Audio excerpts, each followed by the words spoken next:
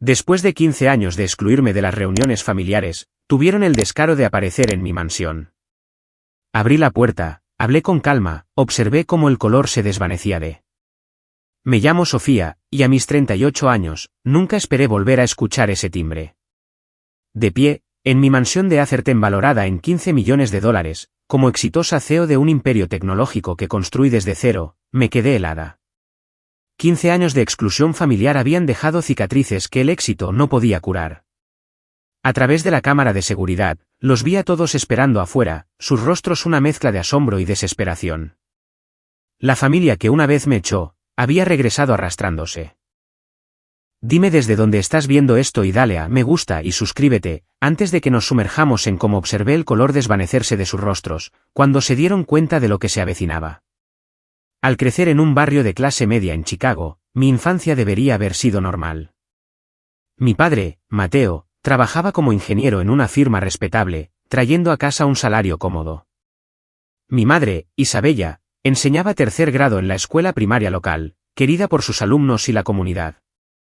Desde afuera, parecíamos la familia estadounidense perfecta, viviendo en una casa colonial de 4 habitaciones con una valla blanca y un golden retriever llamado Buddy. Pero las apariencias pueden ser engañosas. Yo era la menor de 3 hermanos. Mi hermano Alejandro era 7 años mayor, el niño de oro que sobresalía en todo lo que tocaba, fútbol, becas, matrículas de honor y una personalidad encantadora que atraía a todo el mundo. Mi hermana Isabella, 5 años mayor que yo, era la belleza de la familia, con sus rizos rubios perfectos y su deslumbrante sonrisa. Era una talentosa pianista y la capitana del equipo de debate. Y luego estaba yo, la que pasaba desapercibida. Desde mis primeros recuerdos, sentí la diferencia en cómo me trataban. Mientras mis hermanos recibían elogios y atención por sus logros, los míos eran recibidos con indiferencia o crítica. Cuando traía a casa matrículas de honor, mi madre simplemente asentía y decía, eso es lo que esperamos. Cuando Alejandro o Isabella traían las mismas notas, había celebraciones y cenas especiales.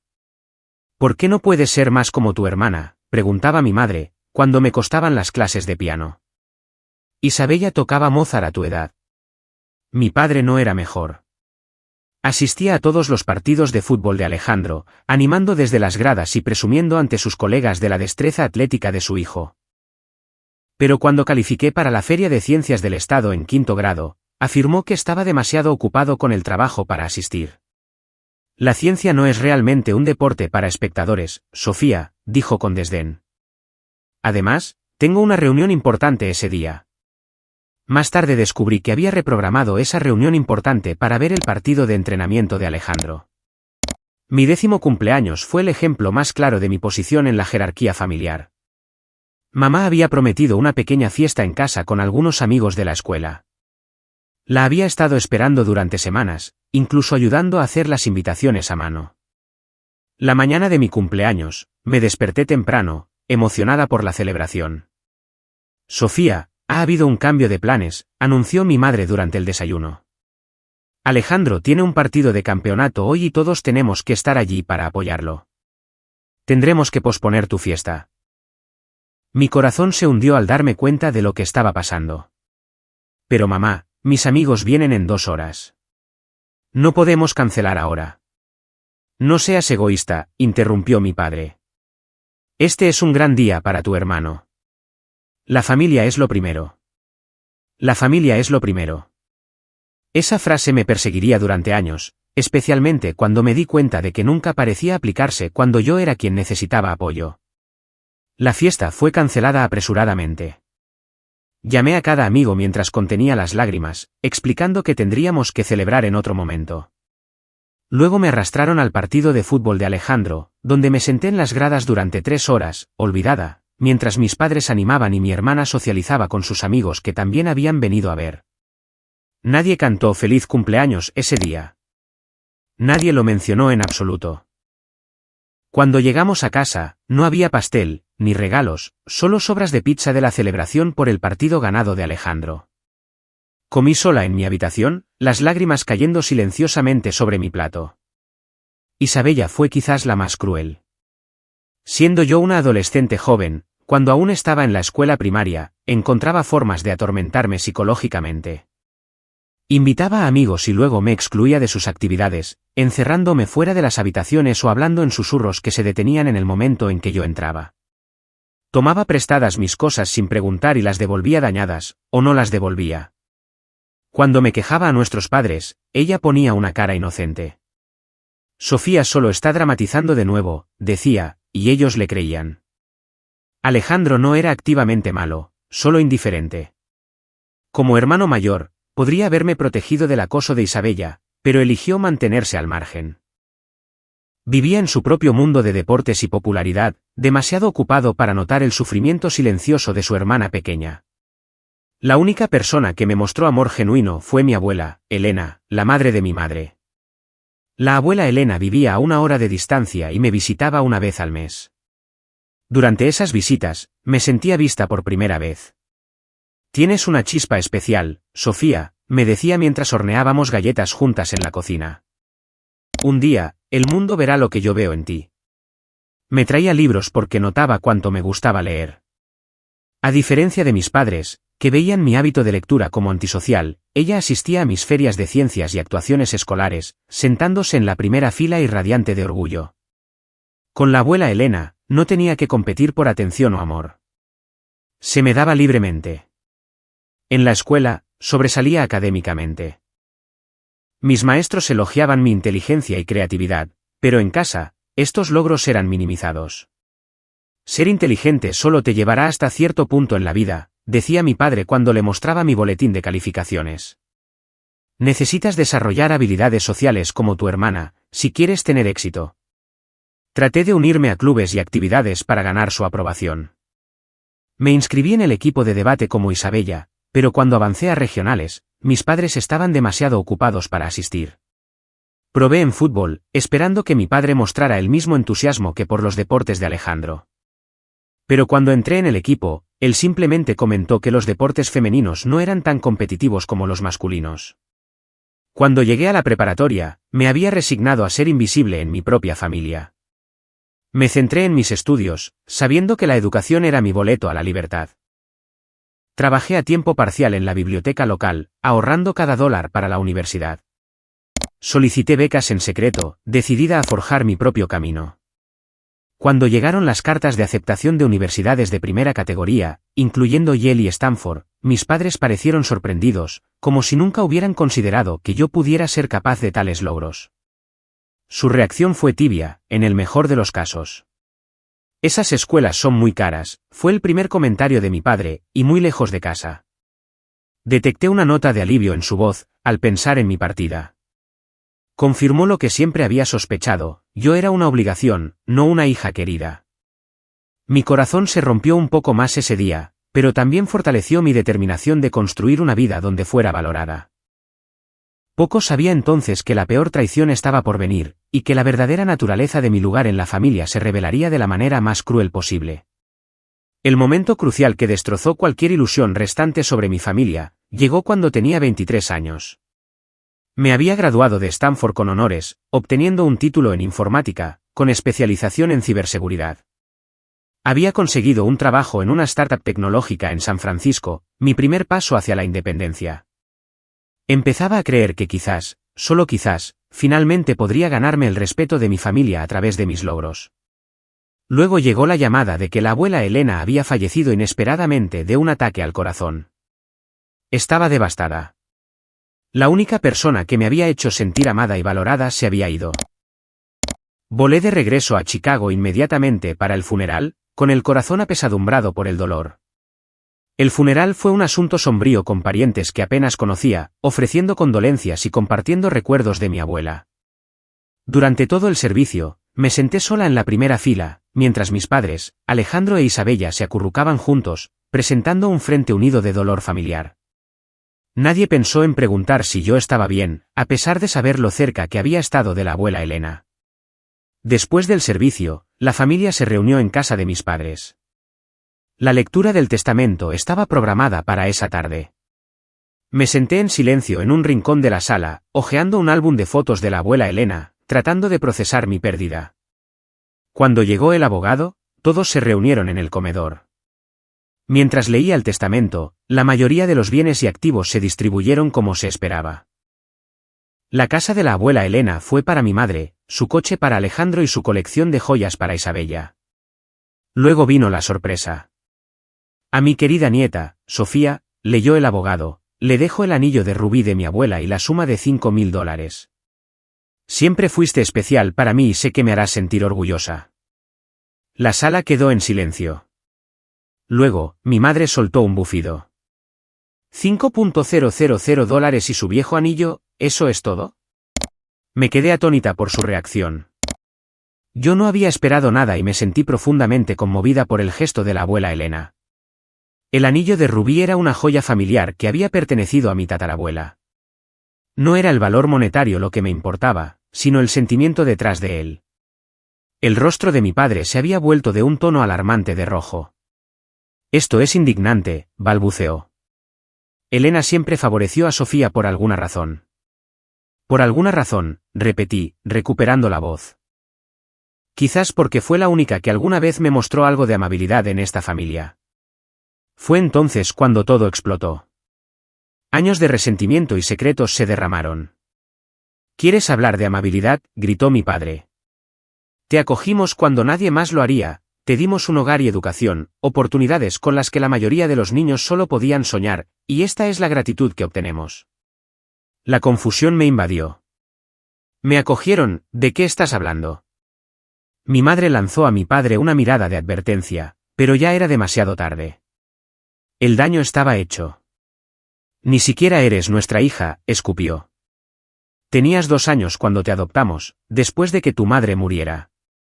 Marisol era la compañera de cuarto de Isabella en la universidad. Te tuvo fuera del matrimonio, luego se mató en un accidente automovilístico. No había padre en el panorama. Ningún otro familiar dispuesto a acogerte. Así que lo hicimos nosotros, por la bondad de nuestros corazones. La habitación giró a mi alrededor. Adoptada. Esto no podía ser real. Miré a mi madre, suplicando silenciosamente que lo negara. En cambio, ella suspiró. Íbamos a decírtelo cuando fueras mayor, pero luego nunca pareció el momento adecuado. 23 años, y nunca había sido el momento adecuado para decirme la verdad sobre mi propia identidad. Todos esos años de sentir que no encajaba, que era diferente de alguna manera, de repente tuvieron un terrible sentido. Así que he estado viviendo una mentira toda mi vida, susurré. Todos lo saben excepto yo. La mayor parte de la familia lo sabe, dijo Isabella encogiéndose de hombros. No era exactamente un secreto. Simplemente no hablábamos de ello.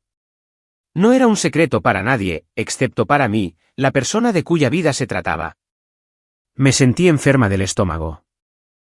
¿Por qué la abuela Elena le dejó el anillo a Sofía de todos modos?, preguntó Alejandro al abogado. Debería quedarse con la familia de sangre. Familia de sangre. Esas palabras me atravesaron como un cuchillo. La señora Elena mencionó específicamente que Sofía debería tener el anillo porque, en sus palabras, la verdadera familia se trata de amor, no de sangre, respondió el abogado, incómodo. Eso hizo que mi padre volviera a alterarse. Esa anciana siempre trató de socavar nuestra crianza, llenando la cabeza de Sofía de tonterías, haciéndola creer que era especial, cuando nosotros intentábamos criarla para que fuera realista sobre su lugar en el mundo. ¿Mi lugar?, pregunté, elevando la voz. ¿Y cuál es exactamente mi lugar en esta familia? Deberías estar agradecida de que te hayamos acogido, interrumpió Isabella. ¿Sabes cuántos huérfanos terminan en el sistema? Tuviste privilegios con los que la mayoría de ellos solo podían soñar. Miré a mi hermana, viéndola claramente por primera vez. Privilegios como que me recordaran constantemente que no era tan buena como tú o Alejandro, como que mis cumpleaños fueran olvidados y mis logros ignorados, ese tipo de privilegios. Ves, esta es exactamente la razón por la que nunca te lo dijimos, dijo mi madre. Sabíamos que reaccionarías emocionalmente en lugar de racionalmente. Descubrir que toda mi vida ha sido una mentira me parece algo razonable. Para emocionarse, respondí. Mi padre se levantó, imponente sobre la mesa. Ya basta. No permitiré que le hables así a tu madre bajo mi techo. Si no puedes mostrar algo de gratitud por todo lo que hemos hecho por ti, entonces quizás deberías irte. Miré alrededor de la mesa los rostros de las personas a las que había llamado familia durante 23 años. Ninguno de ellos salió en mi defensa. Ni siquiera Alejandro, que siempre había sido el menos antagonista conmigo. En ese momento, tomé mi decisión. Bien, dije en voz baja, recogiendo mi bolso. Me iré. Pero primero, quiero saber una cosa, algo. ¿Alguna vez me quisieron de verdad, o fui solo un caso de caridad que lamentaron haber acogido? El silencio que siguió fue toda la respuesta que necesitaba. Salí de esa casa y nunca miré hacia atrás. La exclusión de la vida familiar se hizo oficial después de ese día. No me invitaron a Acción de Gracias ese año, ni a Navidad, ni a ninguna reunión familiar posterior. Vi fotos en las redes sociales de reuniones familiares, celebraciones de vacaciones y eventos importantes, todo sin mí. Isabella ocasionalmente publicaba fotos con títulos como Reunión familiar completa o Tan bendecida de tener a todos los que amo en un solo lugar, recordatorios claros de que yo no era considerada parte de todos. Hubo correos electrónicos de mi padre, fríos y formales, pidiéndome que no los contactara y que respetara la privacidad de la familia, como si yo fuera una extraña que pudiera acosarlos, no alguien que había vivido como su hija durante más de 2 décadas. El dolor más grande llegó cuando vi fotos de mis padres asistiendo orgullosos a la boda de Alejandro, y más tarde, al nacimiento del primer hijo de Isabella. Momentos de los que debería haber sido parte, borrados de la narrativa familiar tan completamente como si nunca hubiera existido. Con los $5.000 de la abuela Elena y su anillo de rubí como mi única herencia, corté todos los lazos y juré construir una vida tan exitosa que algún día lamentarían haberme echado. Poco sabía entonces, cuán drásticamente se cumpliría ese juramento. Con solo $5.000 a mi nombre y un anillo de rubí que juré nunca vender, llegué a San Francisco decidida a forjar un nuevo comienzo. El dinero no duraría mucho en una de las ciudades más caras de Estados Unidos, así que tenía que ser estratégica. Encontré un apartamento diminuto en un barrio menos deseable, compartiéndolo con otras 2 jóvenes que encontré a través de un tablón de anuncios en una cafetería local. Mi parte del alquiler consumió casi la mitad de mis ahorros de inmediato. Carmen era una enfermera que trabajaba en turnos de noche, y Andrea era una estudiante de posgrado en literatura. Ambas estaban demasiado ocupadas con sus propias vidas como para inmiscuirse en la mía, lo que me venía perfectamente. El apartamento era pequeño, con espacio suficiente para una cama individual y un pequeño escritorio en mi habitación. La cocina apenas funcionaba, y compartíamos un baño entre las 3. Estaba muy lejos de la cómoda casa suburbana en la que había crecido, pero era mía, y había libertad en eso. Conseguí un trabajo de nivel básico como especialista de soporte técnico en una pequeña empresa de software. El salario era mínimo, apenas cubría mis gastos, pero era una puerta de entrada a la industria tecnológica. Mis días consistían en responder llamadas de usuarios frustrados, solucionar problemas básicos y documentar incidencias para el equipo de desarrollo. Era un trabajo monótono que no utilizaba mi educación ni mis habilidades, pero lo abordaba con determinación. «Está usted sobrecualificada para este puesto», me comentó mi supervisor durante mi evaluación trimestral.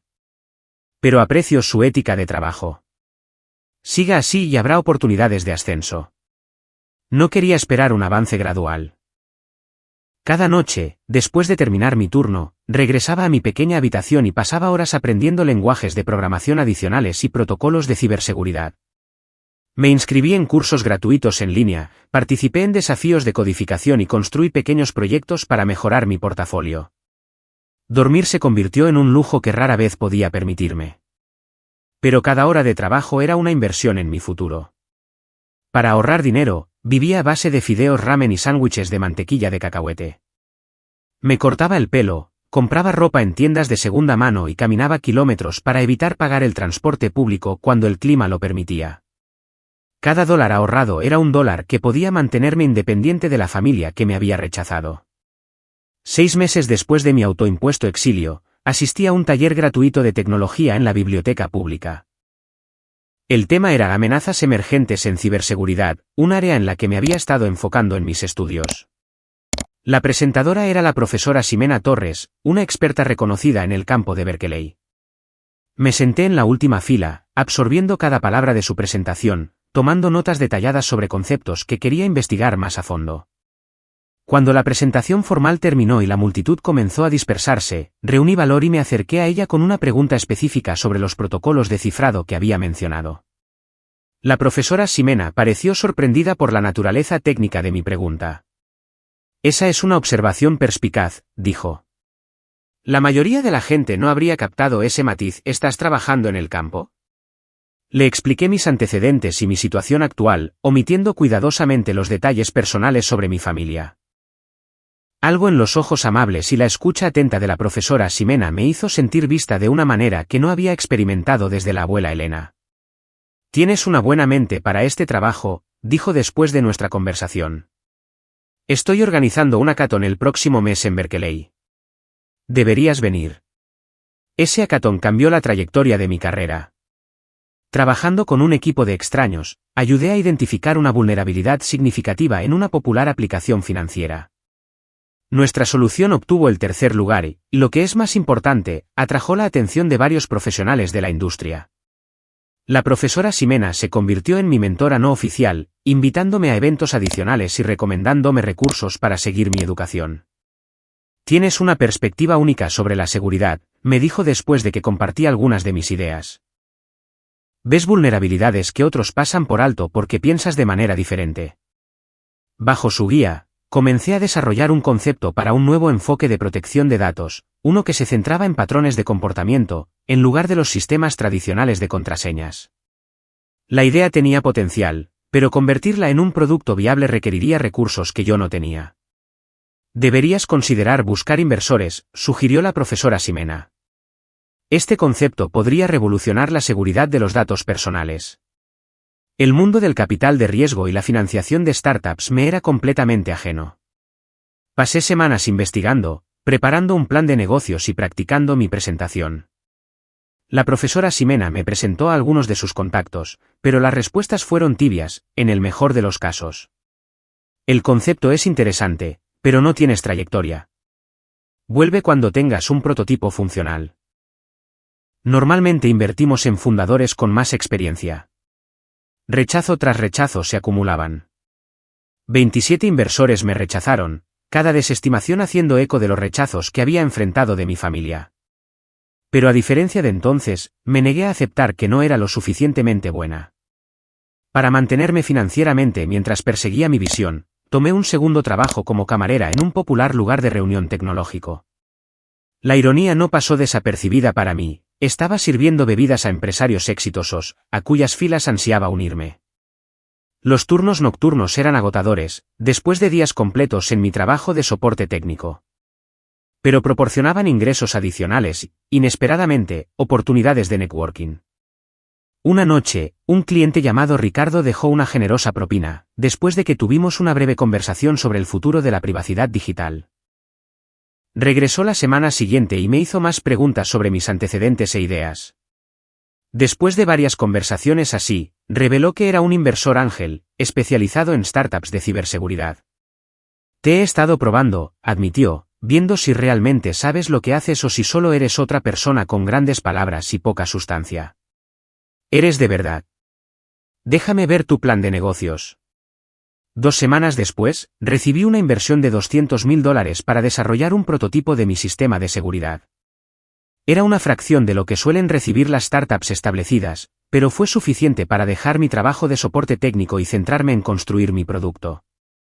Mantuve el trabajo de camarera los fines de semana, tanto para obtener dinero extra como para mantenerme con los pies en la tierra. El proceso de desarrollo fue agotador. Alquilé un pequeño espacio de oficina y trabajé de 16 a 18 horas al día, los 7 días de la semana. Había desafíos técnicos que no había anticipado, lo que me obligó a aprender nuevas habilidades sobre la marcha. Hubo momentos de duda cuando el código no funcionaba o cuando un protocolo de seguridad fallaba en las pruebas. Durante esos momentos oscuros, sostenía el anillo de rubí de la abuela Elena y recordaba sus palabras: tienes una chispa especial, Sofía. La soledad fue quizás el aspecto más difícil. Aunque tenía conocidos como la profesora Ximena y mis compañeras de piso, no tenía amigos cercanos, nadie con quien celebrar pequeñas victorias o para consolarme durante los contratiempos. Había construido muros a mi alrededor después de la traición de mi familia, con miedo de dejar que alguien se acercara lo suficiente como para volver a herirme. Hubo noches en las que lloré hasta dormirme, exhausta y abrumada. Noches en las que me pregunté si estaba en una misión inútil, tratando de demostrar mi valía a personas a las que les había quedado claro que no les importaba. Pero cada mañana, me levantaba y volvía a mi código, impulsada por una determinación que se hacía más fuerte con cada obstáculo superado. Después de 8 meses de desarrollo, tenía un prototipo funcional. Estaba un poco tosco, pero demostraba la funcionalidad principal de mi concepto de seguridad. Ricardo organizó una demostración para un grupo de inversores más establecidos, y esta vez quedaron impresionados. Este enfoque de autenticación conductual es realmente innovador, comentó uno de ellos. Con el refinamiento adecuado, esto podría cambiar las reglas del juego para la seguridad del consumidor. Esa demostración aseguró una ronda adicional de financiación, suficiente para contratar a 3 empleados y mudarse a un espacio de oficina adecuado. SecureNow nació oficialmente, y con ello, el primer paso hacia la construcción del imperio que un día haría que mi familia se arrepintiera de su decisión de apartarme. El lanzamiento del primer producto comercial de SecureNow superó incluso mis proyecciones más optimistas. Nuestro sistema de autenticación conductual atrajo la atención de varias publicaciones tecnológicas importantes, y TechCrunch lo calificó como un enfoque revolucionario para la seguridad de datos personales en un panorama digital cada vez más vulnerable. En 6 meses, teníamos acuerdos de licencia con 3 empresas de Fortune 500 que querían integrar nuestra tecnología en sus productos. A medida que la empresa crecía, también lo hacía mi confianza. Me expandí desde nuestra pequeña oficina a un piso completo en un edificio del centro de San Francisco. Mi equipo de 3 creció a 15, luego a 30, y luego a más de 100 empleados en 2 años. Cada contratación fue cuidadosamente seleccionada, no solo por sus habilidades técnicas, sino por su pasión e integridad. Estaba construyendo más que una empresa, estaba creando la familia que nunca había tenido. Has creado algo especial aquí, comentó Ximena durante una visita a nuestras nuevas oficinas. Ella había pasado de mentora a amiga, una de las pocas personas que conocía la verdad sobre mi pasado. Y no me refiero solo a la tecnología. Tenía razón. La cultura en SecureNow se construyó sobre el respeto, la colaboración y el reconocimiento de los logros, grandes y pequeños. Cada hito se celebraba, cada cumpleaños se reconocía. Me aseguré de que nadie se sintiera invisible o poco apreciado, como yo lo había hecho durante tantos años. Nuestro segundo producto, una plataforma de comunicación segura que utilizaba nuestro sistema de autenticación propietario, atrajo la atención de agencias gubernamentales y corporaciones internacionales, preocupadas por el espionaje industrial. Los contratos que siguieron impulsaron la valoración de SecureNow por encima de los $100 millones, solo 3 años después de nuestra fundación. El éxito financiero también trajo cambios a mi vida personal. Me mudé de mi apartamento compartido a un lujoso condominio con vistas a la bahía. Reemplacé mi guardarropa de segunda mano con ropa de diseñador, no por vanidad, sino porque aprendí que en el mundo de los negocios, la apariencia importa, cuando se busca ser tomado en serio. Cambié mi laptop de 10 años por tecnología de vanguardia y mi pase de autobús por un Tesla. Sin embargo, a pesar de estas mejoras materiales, quedaba un vacío que no podía llenar. Cada noche, regresaba a mi hermoso, pero silencioso condominio, con sus vistas panorámicas y sus muebles caros, y me sentía completamente sola. El éxito era un compañero frío.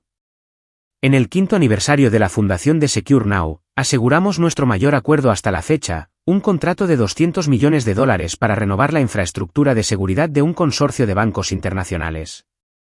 La celebración en la oficina fue jubilosa, con champán fluyendo y empleados vitoreando mientras anunciaba bonificaciones para todos. Pero cuando la fiesta terminó y todos se fueron a casa con sus familias, regresé sola a mi condominio y abrí una botella de vino. Mientras sorbía mi bebida en el balcón, me encontré navegando por las redes sociales, un hábito que había roto en su mayor parte, pero en el que ocasionalmente me indulgía en momentos de debilidad. Había una nueva publicación de Isabella, una reunión familiar en la casa del lago de nuestros padres. Tradición anual de la familia Rodríguez. Tan bendecida de tener a todos juntos, decía el pie de foto. Todos menos yo, por supuesto. Cerré la aplicación y tomé una decisión. Si no podía tener la familia en la que nací, crearía una vida tan plena y significativa que su ausencia ya no importaría.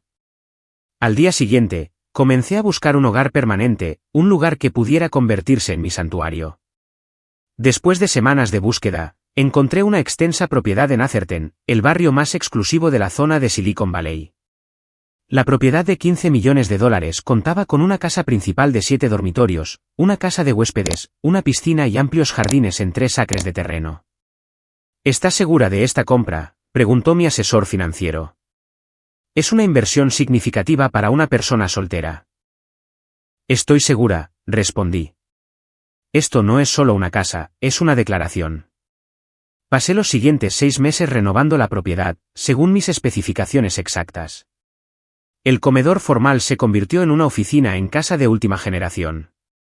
Un ala de la casa se convirtió en una biblioteca, llena de miles de libros, cumpliendo mi sueño de la infancia de tener mi propia biblioteca personal, como la de La Bella y la Bestia, mi cuento de hadas favorito de niña.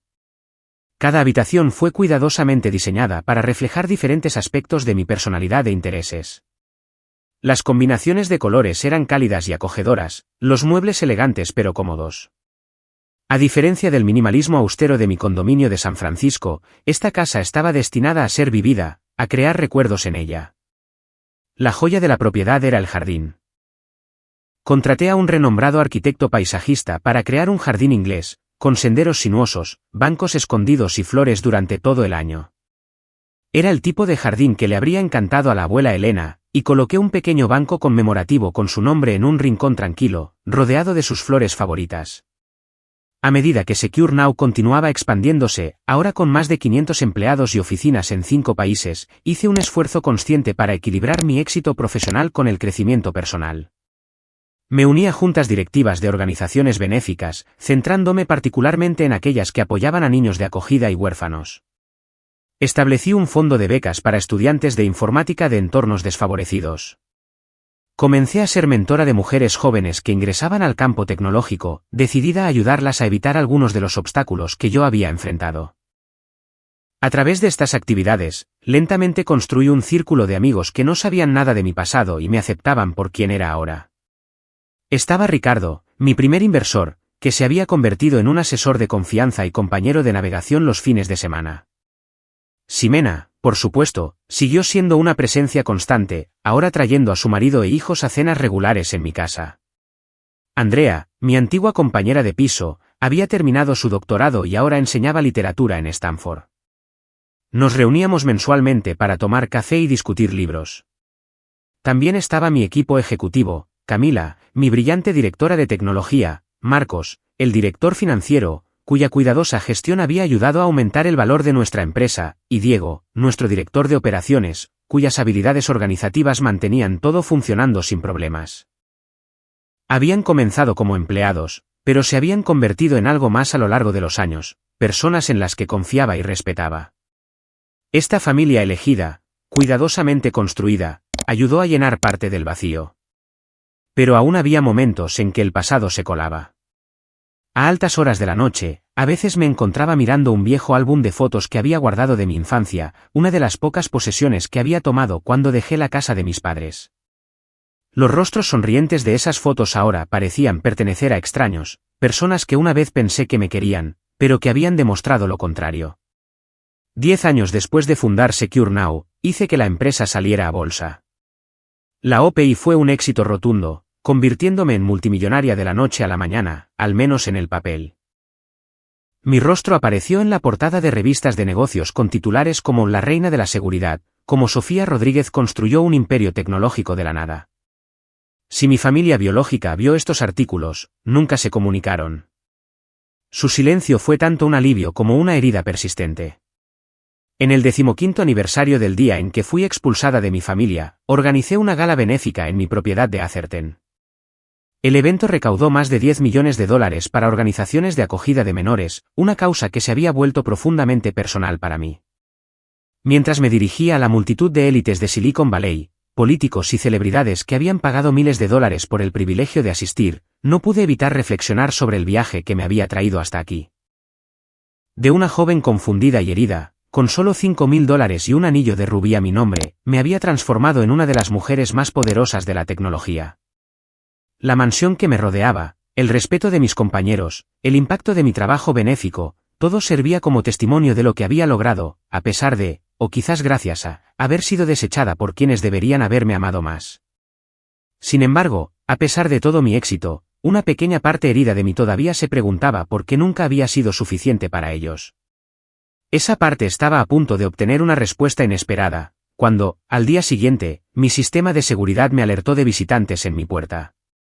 Era un domingo por la mañana tranquilo, de esos que apreciaba después de semanas ajetreadas de reuniones y viajes de negocios. Disfrutaba de una taza de café en mi terraza, todavía en mi pijama de seda, observando colibríes revolotear alrededor de los comederos que había instalado por todo el jardín.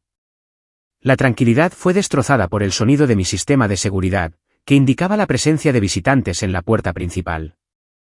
Molesta por la interrupción inesperada, cogí mi tableta para revisar la cámara de seguridad. Lo que vi hizo que mi taza de café se me escapara de los dedos y se hiciera añicos en el suelo de piedra. Allí estaban, de pie en mi puerta como fantasmas de una vida pasada. Mi padre, Mateo, ahora de unos 70 años, su cabello una vez oscuro completamente gris, su alta figura ligeramente encorvada por la edad. Mi madre, Isabella, a su lado, su rostro más arrugado de lo que recordaba, pero aún luciendo el mismo collar de perlas que había llevado desde que tengo memoria. Alejandro estaba ligeramente detrás de ellos, más pesado ahora, su antigua figura atlética suavizada por la mediana edad.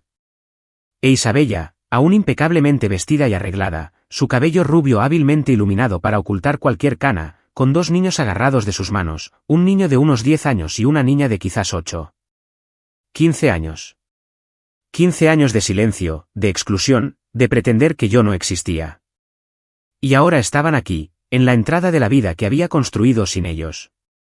Mi primer instinto fue ignorarlos, dejarlos esperar en la puerta hasta que se cansaran y se fueran. Pero la curiosidad ganó. ¿Qué podría haberlos traído aquí después de tanto tiempo? ¿Qué querrían de mí ahora? Con manos temblorosas, presioné el botón del intercomunicador. ¿Puedo ayudarles?, pregunté, mi voz cuidadosamente neutral. Sofía, somos mamá y papá. La voz de mi madre crepitó a través del altavoz. Y Alejandro e Isabella. Esperábamos poder hablar contigo. ¿Hablar conmigo? Después de 15 años de silencio, debería haber dicho que no. Debería haberles dicho que se fueran y no regresaran jamás. Pero una parte profundamente enterrada de mí, esa niña pequeña que siempre había anhelado la aprobación de su familia, me hizo presionar el botón para abrir la puerta. Corrí a mi habitación para cambiarme, poniéndome unos vaqueros y una blusa sencilla, pasándome un cepillo por el pelo. No quería parecer que me había esforzado para ellos, pero tampoco quería parecer que su llegada me había tomado por sorpresa. Para cuando sonó el timbre, me había recompuesto, al menos exteriormente. Abrí la puerta principal con lo que esperaba que fuera una expresión de leve interés, en lugar de la agitación emocional que se desataba dentro de mí. Los 5 estaban en mi umbral, contemplando la grandiosa fachada de mi casa con un asombro mal disimulado. Sofía, dijo mi madre, avanzando con los brazos extendidos como para abrazarme. Estás maravillosa. Me aparté ligeramente, evitando el abrazo. Gracias, respondí fríamente. Esto es inesperado. Hemos estado tratando de encontrar el momento adecuado para ponernos en contacto, dijo mi padre, su voz más suave de lo que recordaba. Cuando vimos el artículo sobre tu gala benéfica en el Wall Street Journal, pensamos que podría ser el momento de reconectar. El Wall Street Journal.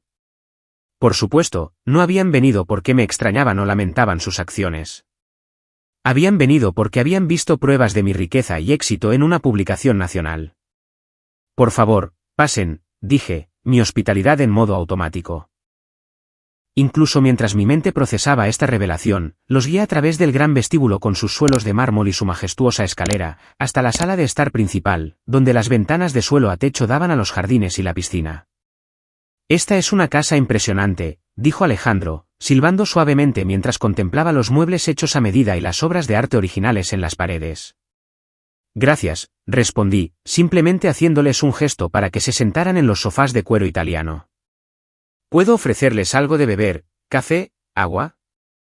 Café sería maravilloso, dijo mi madre, sentándose al borde del sofá, como si temiera comprometerse por completo a sentarse en mi casa. Usé la excusa de preparar café para escapar a la cocina por un momento, apoyándome en el mostrador y respirando hondo para calmarme.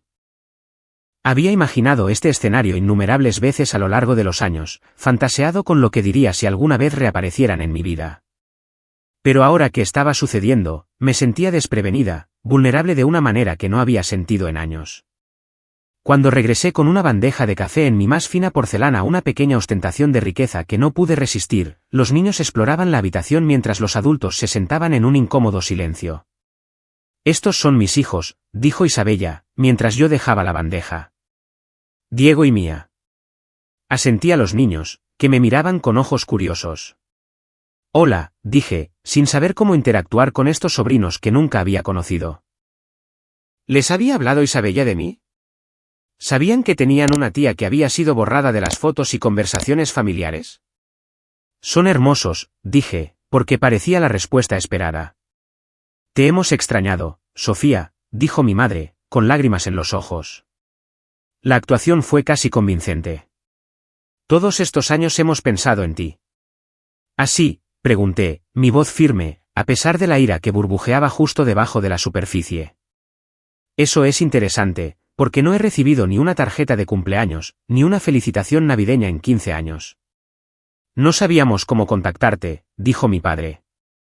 Después de cómo terminaron las cosas, no sabíamos si querrías saber de nosotros. Podrían haberlo intentado, señalé. Mi dirección de correo electrónico no ha cambiado. Mi empresa no es precisamente difícil de encontrar. Hemos estado siguiendo tu carrera, interrumpió Alejandro, leyendo sobre tu éxito. Estamos muy orgullosos. Orgullosos, repetí la palabra, con un sabor amargo en la lengua. Ahora sí están orgullosos. No cuando me gradué con honores. No cuando fundé mi empresa. No cuando necesité apoyo y aliento. Solo ahora, que tengo una mansión y una empresa de $1.000 millones. Ahora sí están orgullosos. Un silencio incómodo se apoderó de la habitación. Los niños percibieron la tensión y se acercaron a su madre, quien los abrazó protectoramente. Sofía, dijo mi padre después de un momento, aclarando su garganta. No solo vinimos a reconectar, aunque esa es ciertamente nuestra esperanza. También vinimos porque, bueno, podríamos necesitar tu ayuda. Y ahí estaba. La verdadera razón de su repentina aparición en mi vida. ¿Qué tipo de ayuda?, pregunté, ya sabiendo la respuesta. Ayuda económica, admitió mi padre, con la gracia de parecer avergonzado. Mi empresa quebró el año pasado. La recesión económica nos golpeó fuerte, y a mi edad, encontrar un nuevo empleo ha sido un desafío. Perdí mi trabajo en el sector tecnológico hace 6 meses, añadió Alejandro. He estado trabajando como freelance, pero no es estable y estoy en medio de un divorcio. Gabriel me dejó por su secretaria, la historia clásica, dijo Isabella, bajando la voz para asegurarse de que sus hijos no escucharan. El acuerdo todavía se está negociando y mis facturas de abogado son astronómicas. Los miré a cada uno por turnos. Estas personas que me habían echado cuando no tenía nada, y ahora habían regresado que lo tenía todo. La audacia era impresionante. Estábamos pensando, continuó mi padre, aparentemente confundiendo mi silencio con consideración, que quizás podrías ayudarnos a reiniciar el negocio familiar. Un préstamo de unos $2 millones nos permitiría restablecernos y crear algo de lo que toda la familia pudiera formar parte. Toda la familia, repetí. Sí, dijo mi madre con entusiasmo. Tú también podrías ser parte, por supuesto, aunque me imagino que estás demasiado ocupada con tu propia empresa. Pero podrías ser una socia silenciosa y ayudaría a asegurar el futuro de tus sobrinos. Hizo un gesto a los niños, un movimiento calculado para tocar fibras sensibles que no estaba segura de seguir poseyendo. Te devolveríamos el dinero, por supuesto, añadió mi padre, con intereses. Y quizás podrías considerar asignar algunas acciones de tu empresa al fondo fiduciario familiar. Mantenerlo todo en la familia, por así decirlo. La náusea que sentí fue abrumadora. El descaro de ellos de entrar en mi casa después de 15 años de silencio y pedir no solo dinero, sino una parte de la empresa que había construido, enteramente sin su ayuda o apoyo. Hablar de familia como si fuera un concepto que aún me incluía, cuando les convenía económicamente. Entiendo, fue todo lo que dije, mi mente ya formulando una respuesta que nunca olvidarían. Me levanté de mi asiento con deliberada calma, alisando la tela de mis vaqueros mientras ordenaba mis pensamientos. La habitación se sentía cargada de tensión, mi familia me observaba con expresiones que iban desde la esperanza hasta la velada especulación. Por favor, pónganse cómodos, dije con estudiada hospitalidad. El café es importado de una pequeña cooperativa en Colombia. Visité las fincas yo misma el año pasado.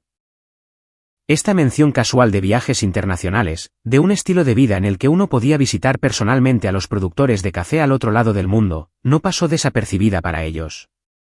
Los ojos de mi padre se entrecerraron ligeramente, recalculando la magnitud de mi riqueza. Isabella miró a su alrededor con renovado interés, como si estuviera valorando mentalmente el precio de cada mueble y obra de arte. Me excusé brevemente y regresé con un álbum de cuero y mi laptop. Al colocarlos ambos en la mesa de centro, volví a sentarme frente a ellos. Antes de que discutamos cualquier arreglo financiero, dije, mi voz uniforme, creo que deberíamos ponernos al día con los últimos 15 años. Al fin y al cabo, somos familia, ¿verdad? Enfatice la palabra familia lo suficiente, para dejar claro que reconocía la ironía. Mi madre asintió con entusiasmo. Sí, por supuesto. Tenemos mucho de qué ponernos al día. Empecemos con las reuniones familiares, sugerí, abriendo el álbum. Las he estado siguiendo, ¿saben? Sus expresiones de confusión se tornaron en incomodidad, mientras revelaba la primera página, una captura de pantalla impresa de una publicación de Facebook de hace 15 años, poco después de nuestra ruptura. Mostraba una cena de acción de gracias en casa de mis padres. El pie de foto decía, agradecidos por la familia hoy y siempre. Esto fue 3 meses después de que me dijeran que nunca más los contactara, dije conversacionalmente, como si hablara del clima. Me di cuenta de que todos ustedes estaban allí. Además, el tío Ricardo y la tía María y sus hijos. La prima Elena incluso voló desde Denver. Pasé la página. Navidad, el mismo año. Nada mejor que tener a toda la familia junta para las fiestas. Ese es un árbol precioso, mamá. ¿Usaste los adornos que hice en la escuela primaria, o esos se tiraron junto con mis fotos de bebé? Página tras página, les mostré pruebas de la vida que habían vivido sin mí, celebraciones de cumpleaños, graduaciones, bodas, baby showers para los hijos de Isabella, fiestas de aniversario para mis padres, todo documentado en las redes sociales con leyendas sobre reuniones familiares completas y todos los que amamos en un solo lugar. ¿Por qué tienes todo esto?, preguntó Isabella, con la voz tensa.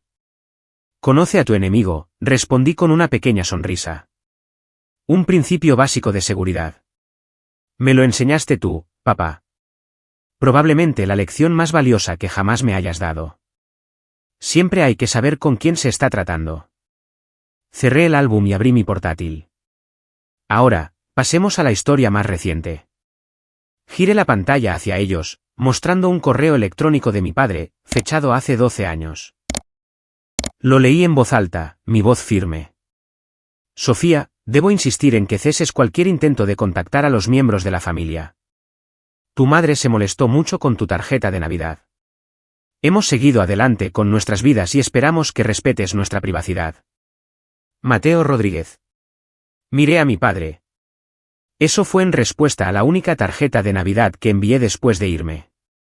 Una simple tarjeta deseándoles felices fiestas. Sin peticiones de reconciliación, sin acusaciones, solo una tarjeta. Esa fue su respuesta. Tuvo la decencia de parecer avergonzado, mirando sus manos. Y esto, continué, desplazándome a otro correo electrónico, es de Isabella a su amiga Gabriela, el cual me copió accidentalmente hace 3 años. Vi otro artículo sobre mi hermana, la genio de la tecnología. Mamá estuvo hablando de ello todo el día. Como si ser rica compensara ser tan rara de niña. Algunas personas simplemente tienen toda la suerte a pesar de ser totalmente ineptas socialmente. Encantador, Isabella. El rostro de mi hermana se puso rojo. No quise decir. Oh, creo que sí, la interrumpí. Pero está bien. Tu opinión sobre mí dejó de importarme hace mucho tiempo. Cerré el portátil y me incliné hacia adelante, mirándolos a cada uno a los ojos por turnos. Durante 15 años, han vivido sus vidas como si yo no existiera. Celebraron fiestas, compartieron hitos, se apoyaron mutuamente en las dificultades. Eran una familia en todo el sentido de la palabra, solo que sin mí. Y esa fue su elección. Me puse de pie y caminé hacia la ventana, contemplando el jardín que había creado, el banco dedicado a la abuela Elena, la única persona de mi familia que realmente me había amado. Ahora vienen aquí, a la casa que construí, a la vida que creé completamente sin su ayuda. Y hablan de familia como si fuera algo que se puede recoger y dejar, cuando les resulta conveniente o rentable. Me volví para encararlos. Déjenme ser muy clara. No necesito una familia que solo me quiere cuando tengo algo que ofrecerles. No necesito padres que solo me reconocen cuando tengo éxito. No necesito hermanos que se burlan de mí a mis espaldas, pero vienen pidiendo limosnas. El color había desaparecido del rostro de mi padre. Mi madre lloraba en silencio, ya sea por remordimiento genuino o por frustración ante el fracaso de su plan, no podía saberlo. Alejandro miraba al suelo e Isabella se sentaba rígida de ira o vergüenza, o ambas. Dicho esto, continué, mi voz se suavizó ligeramente mientras miraba a los niños, que parecían confundidos e incómodos. No creo en castigar a los niños por los pecados de sus padres. Volví a mi asiento y me dirigí directamente a mi sobrina y sobrino. Diego, Mía, soy su tía Sofía. Nunca nos habíamos conocido antes de hoy, pero eso no es culpa suya. Me gustaría conocerlos a ambos, si les interesa. Los niños miraron a su madre en busca de orientación, inseguros de cómo responder a esta extraña que decía ser su tía. Y con ese fin, dije, volviendo mi mirada hacia los adultos, no les daré $2 millones para reiniciar un negocio familiar que ya fracasó una vez. No transferiré acciones de mi empresa a un fondo fiduciario familiar. Lo que sí haré, es establecer fondos educativos para Diego y Mía, para asegurarles la oportunidad de asistir a cualquier universidad que elijan, cuando llegue el momento.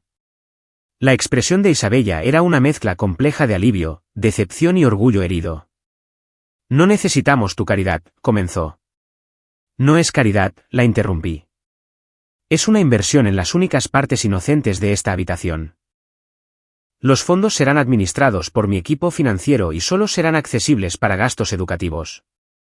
Ustedes no tendrán acceso al dinero. Me puse de pie, indicando que la reunión estaba llegando a su fin. Esa es mi oferta. Tómala o déjala. Mi padre también se levantó, con el rostro enrojecido por una ira familiar. Después de todo lo que hicimos por ti. ¿Qué hicieron exactamente por mí?, pregunté en voz baja. Recuérdenmelo. Te dimos un hogar cuando nadie más lo haría, balbuceó. Te alimentamos y vestimos, te enviamos a buenas escuelas. Hicieron lo mínimo legalmente requerido de los padres, lo corregí. Y se aseguraron de que supiera cada día que era una obligación, no una elección hecha por amor. En el momento en que tuve la edad suficiente para ser expulsada, hicieron exactamente eso. Mi madre se levantó, las lágrimas aún corrían por su rostro. Sofía, por favor. Cometimos errores. Lo sentimos. ¿Lo sientes por lo que hicieron, o lo sientes porque tuve éxito sin ustedes?, pregunté, porque esas son cosas muy diferentes. Ella no tuvo respuesta para eso.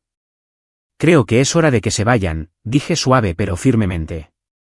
Mi asistente se pondrá en contacto con ustedes, con respecto a los fondos educativos para los niños, si deciden aceptarlos. De lo contrario, les deseo lo mejor en sus futuros esfuerzos. Los acompañé a la puerta, manteniendo la compostura por pura fuerza de voluntad. Mientras salían, Isabella se volvió, su expresión más suave de lo que la había visto en décadas. Valga lo que valga, dijo en voz baja, estoy orgullosa de lo que has logrado. De verdad. Demasiado poco, demasiado tarde. Pero asentí reconociendo sus palabras. Cuida a tus hijos, Isabella, respondí. Se merecen algo mejor de lo que tuvimos nosotros.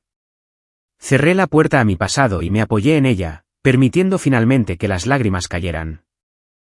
No eran lágrimas de tristeza o arrepentimiento, sino de liberación. Al enfrentarme a mi familia, al negarme a ser manipulada por ellos de nuevo, finalmente me había liberado de las últimas cadenas de su aprobación. Saqué mi teléfono y marqué a la única persona que sabía que entendería.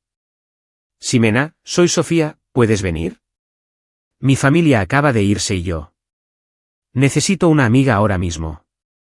Mientras esperaba a que llegara Ximena, miré a mi alrededor la hermosa casa que había creado, la vida que había construido de la nada, solo con determinación y la creencia de que merecía algo mejor. Por primera vez, creí de verdad que la abuela Elena estaría orgullosa de la mujer en la que me había convertido, no solo por mi éxito, sino por encontrar la fuerza para defenderme. El sonido de los neumáticos en la entrada anunció la llegada de Ximena, justo 30 minutos después de mi llamada. Una de las cosas que más valoraba de nuestra amistad era su infalible fiabilidad. Cuando la necesitaba, ella estaba allí, sin hacer preguntas. Me encontró en el jardín, sentada en el banco de la abuela Elena, el anillo de rubí brillando en mi dedo mientras lo giraba distraídamente, un hábito que había desarrollado a lo largo de los años cuando estaba sumida en profundos pensamientos. «Hola», dijo suavemente, sentándose a mi lado. «Día difícil». Sonreí débilmente. Se podría decir. Le conté todo el encuentro, desde el momento en que los vi en la cámara de seguridad hasta su partida final. Ximena escuchó sin interrupción, su rostro reflejaba mis propias emociones, a medida que la historia se desarrollaba. $2 millones y acciones de tu empresa, repitió cuando terminé. La audacia es casi impresionante. Eso me sacó una carcajada. ¿Verdad?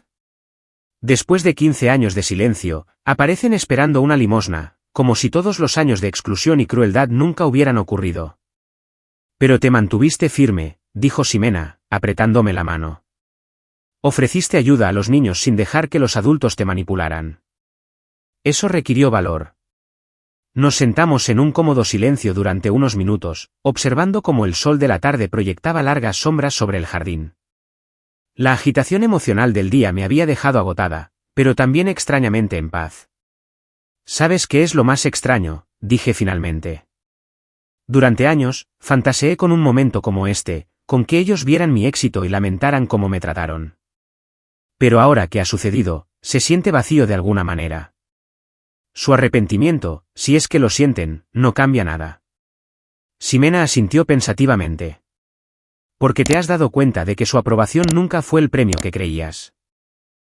Sus palabras resonaron con la verdad que había estado descubriendo lentamente a lo largo de los años. ¿Exacto?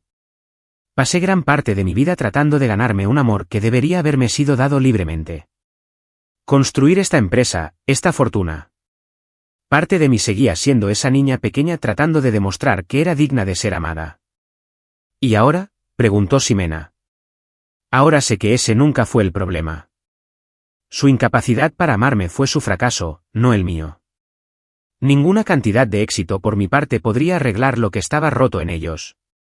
En los días siguientes, experimenté una gama de emociones, desde la ira residual hasta un dolor inesperado por las relaciones familiares que nunca había tenido de verdad. Pero debajo de todo, había una creciente sensación de liberación. La última esperanza persistente de que algún día reconocieran su error, de que de alguna manera pudiéramos convertirnos en una verdadera familia, había sido enterrada. Esa fantasía me había estado frenando de maneras que no había reconocido del todo. Una semana después de su visita, tomé una decisión que cambiaría el curso no solo de mi vida, sino potencialmente de muchas otras. Fundé la Fundación Elena Grace, nombrada en honor a mi abuela, dedicada a apoyar a niños en el sistema de acogida, particularmente a aquellos que habían sido adoptados y luego rechazados o maltratados por sus familias adoptivas. La fundación no solo proporcionaría asistencia financiera para educación y necesidades básicas, sino también apoyo psicológico, programas de mentoría y defensa legal. Comprometí $50 millones como financiación inicial y me comprometí a supervisar personalmente sus operaciones junto con mis deberes en SecureNow. Durante las etapas de planificación, volví a conectar con Andrea, mi antigua compañera de piso, que ahora enseñaba literatura en Stanford. Tomando café, le compartí mi visión para la fundación y mi conexión personal con su misión. Nunca lo supe, dijo, visiblemente conmovida por mi historia. Todos esos años que vivimos juntas. No tenía ni idea de lo que habías pasado. Se me daba bien ocultarlo, admití. No quería la lástima de nadie. No es lástima dejar que la gente se preocupe por ti, Sofía, dijo suavemente.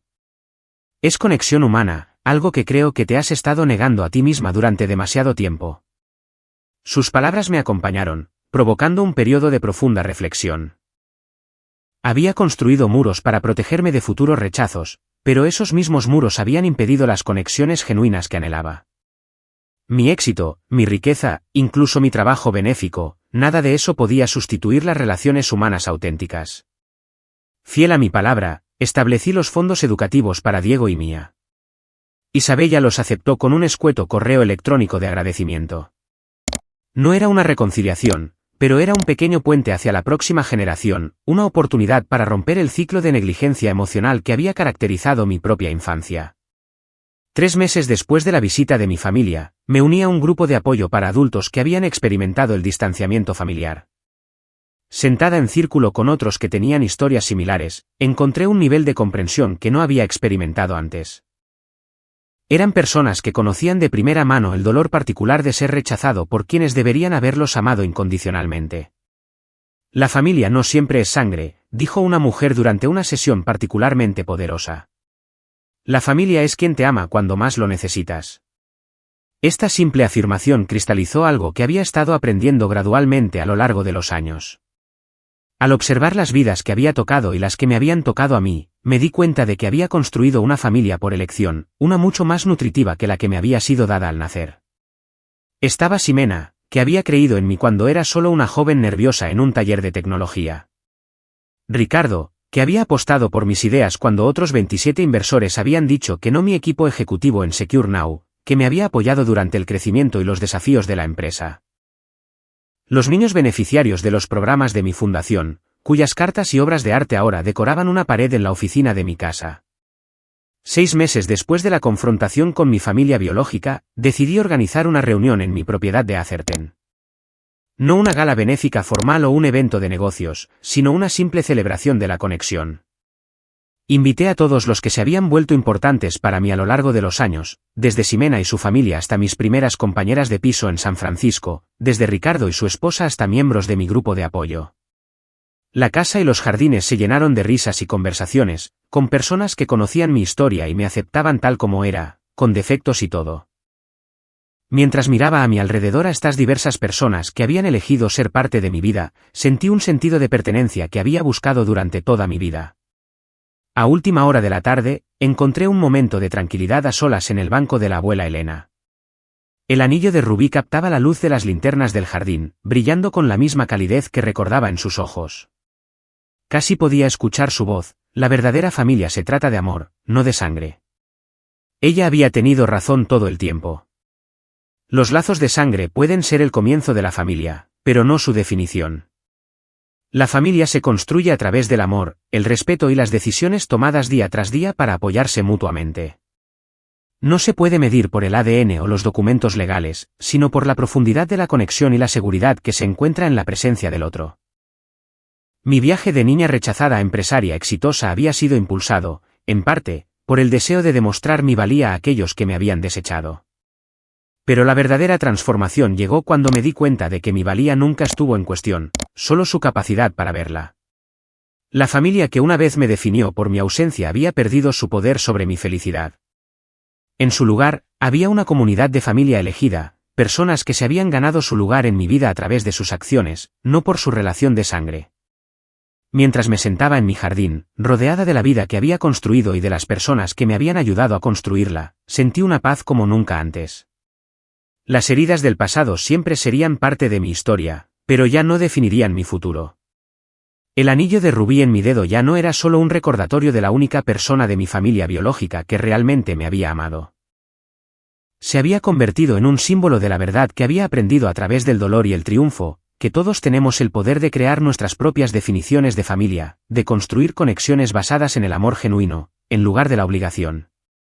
Para cualquiera que haya sentido el aguijón del rechazo familiar, que se haya preguntado si hay algo inherentemente malo en ellos, porque las personas que más deberían quererlos les han dado la espalda, quiero que sepan esto: su valor no está determinado por aquellos que no supieron verlo. Ustedes merecen amor. Merecen pertenencia. Y tienen el poder de crear una familia de corazón, que los apreciará exactamente como son. ¿Alguna vez han tenido que crear su propia familia cuando la biológica los defraudó? ¿Qué les ayudó a sanar del rechazo familiar? Compartan sus historias en los comentarios a continuación. Y no olviden darle a me gusta, suscribirse y compartir este vídeo, si les ha resonado.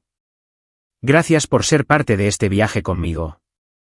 Y recuerden que a veces, las familias más hermosas son las que elegimos para nosotros mismos.